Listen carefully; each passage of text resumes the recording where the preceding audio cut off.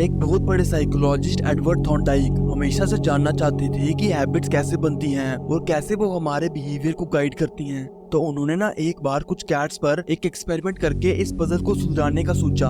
Edward ने एक पिंजरा लिया जिसमें एक लीवर था और जब भी कोई उस लीवर को प्रेस करता तो वो पिंजरा एक साइड से खुल जाता था। उन्होंने उस पिंजरे के बाहर कैट्स का फेवरेट फूड रख दिया और वो बारी बारी सब कैट्स को पिंजरे में डालने लगी। तो जब उन्होंने पहली कैट को पिंजरे में डाला तो वो काफी टाइम तक जोर जोर से पिंजरों की दीवारों पर मारने लगी और पिंजरे के अंदर ही उछल कूद करने लगी। और उस कैट को लीवर ढूंढने और प्रेस करने में लगभग 120 सेकंड्स का टाइम लगा और दूसरी कैट को लगभग 100 सेकंड्स का टाइम लगा। फिर तीसरी कैट को 80 सेकंड्स का टाइम लगा एंड सो ऑन। तो उन्होंने नोटिस किया कि हर कैट को लीवर ढूंढकर प्रेस करने में पिछली वाली कैट के मुकाबले कम टाइम लग रहा था। पहली 3 कैट्स को लगभग 1.5 मिनट का टाइम लगा जबकि लास्ट 3 कैट्स को सिर्फ 6.3 सेकंड्स का टाइम लगा। हर कैट ने पिछली कैट्स की गलतियां दोहराने के बजाय जल्दी से जल्दी एक्शन लिया ताकि उन्हें उनका फेवरेट फूड मिल सके। तब एडवर्ड को उनके एक्सपेरिमेंट से पता चला कि कोई भी बिहेवियर जो हमें एक सेटिस्फाइंग कॉन्सिक्वेंस की तरफ ले जाता है उसे हम बार बार जल्द से जल्द रिपीट करते हैं। जैसे कैट्स वाले एक्सपेरिमेंट में उन्हें उनका फेवरेट फूड मिल रहा था तो वो जल्द से जल्द लीवर को प्रेस कर रहे थे। अब हमें ये तो पता चल गया कि कोई भी बिहेवियर जो हमें एक सेटिस्फाइंग कॉन्सिक्वेंस की तरफ लेकर जाएगा उसे हम बार बार रिपीट करेंगे और वो एक हैबिट बन जाएगा। चलो अब बात करते हैं कि हमारा ब्रेन हैबिट्स बिल्ड क्यों करता है। तो मैं पहले ही बता देता हूँ कि हैबिट्स एक ऐसा बिहेवियर है जो इतनी बार रिपीट होता है जब तक वो ऑटोमेटिक ना हो जाए और हमारे ब्रेन को उस बिहेवियर को रिपीट करने के लिए ज्यादा सोचना ना पड़े। अब जो हैबिट फॉर्मेशन की प्रोसेस है वो स्टार्ट होती है ट्रायल एंड एरर से। जब भी हम किसी सिचुएशन को हैंडल करते हैं तब हमारा ब्रेन कुछ डिसीजन लेता है कि हमें कैसे रिस्पॉन्ड करना है। तब हमें नहीं पता होता कि ये प्रॉब्लम कैसे सॉल्व होगी। जैसे एडवर्ड की कैट को नहीं पता था कि पिंजरे से बाहर कैसे निकलना है।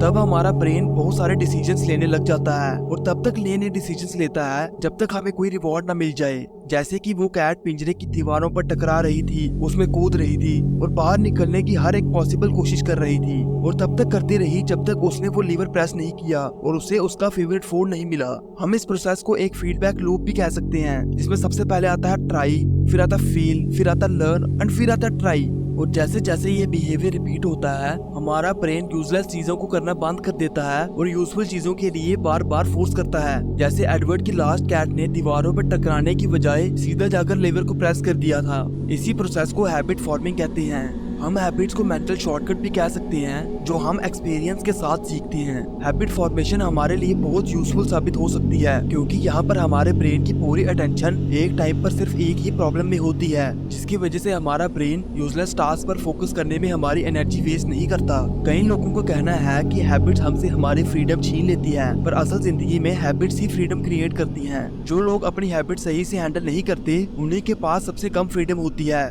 फॉर एग्जाम्पल, जिन लोगों की फाइनेंशियल हैबिट सही नहीं होती वो हमेशा लायबिलिटीज और डेट में घिरे रहते हैं, जिसकी वजह से वो अपनी नौकरी के गुलाम रहते हैं और नौकरी छोड़कर अपनी मर्जी का कुछ नहीं कर सकते। तो सबसे पहले हमने बात की कि कोई भी बिहेवियर जो हमें कोई रिवॉर्ड दिलाता है वो बिहेवियर बार बार रिपीट होने पर हमारी हैबिट बन जाता है। और फिर हमने बात की कि हमारा ब्रेन हैबिट्स इसलिए बिल्ड करता है ताकि हम यूजलेस चीजें करने में अपनी एनर्जी वेस्ट ना करें। और अब हम बात करेंगे कि हैबिट्स काम कैसे करती हैं, the science of how habits work. तो हैबिट बिल्डिंग की प्रोसेस ना 4 पार्ट्स में डिवाइडेड होती है।